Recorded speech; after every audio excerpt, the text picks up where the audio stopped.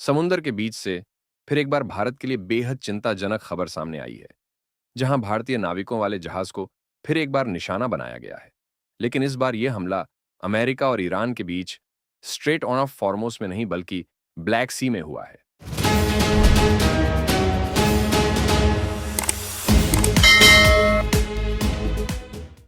जहां यूक्रेन और रशिया का युद्ध चल रहा है।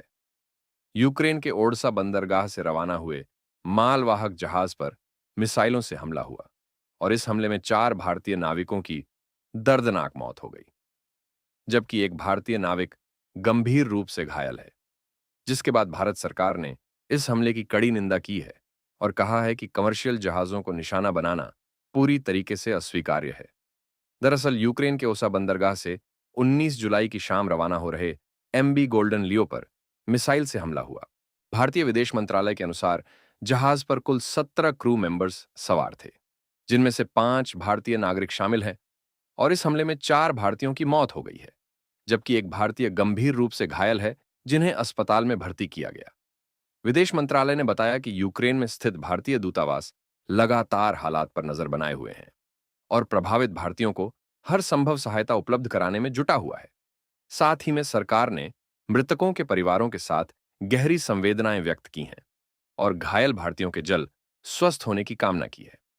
वहीं इस हमले को लेकर यूक्रेनी अधिकारियों का बड़ा दावा सामने आया है, जहां उन्होंने कहा है कि इस जहाज पर रूस की ओर से 3 क्रूज मिसाइलों से हमला किया गया और यह जहाज ओडसा बंदरगाह से मक्का यानी कि कौन लेकर रवाना हुआ था। हमला होते ही जहाज में भीषण आग लग गई और यूक्रेन की नौसेना के अनुसार पूरी रात चले सर्च एंड रेस्क्यू ऑपरेशन में कई लोगों को सुरक्षित निकाला गया, लेकिन कई लोगों की जान नहीं बचाई जा सकी, जिसमें 4 भारतीय नाविक भी शामिल थे।